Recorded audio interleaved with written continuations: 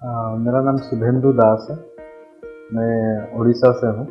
इससे पहले भी मैंने एक बार मैंने किया था थोड़ा बहुत।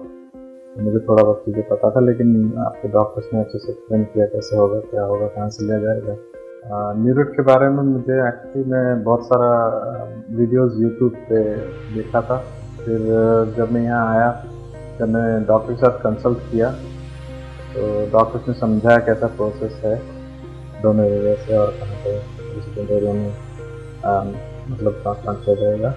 और पूरा जो कितना महीने का ये प्रोसेस है, जो ट्रांसप्लांट के बाद भी बहुत सारा चीज़ों को ध्यान रखना है, प्रॉपर डाइट करना है, और उसके बाद फिर रिजल्ट आएंगे। तो ऐसा ही कुछ मुझे बताया था और मैं काफ़ी खुश हूँ। मैंने जो रिजल्ट है अभी, होपफुली मतलब नेक्स्ट 3-4 महीने में और ज़्यादा रिजल्ट और अच्छे रिजल्ट आएंगे। तो ओवरऑल एक्सपीरियंस न्यूरोट के साथ मेरा बहुत अच्छा है।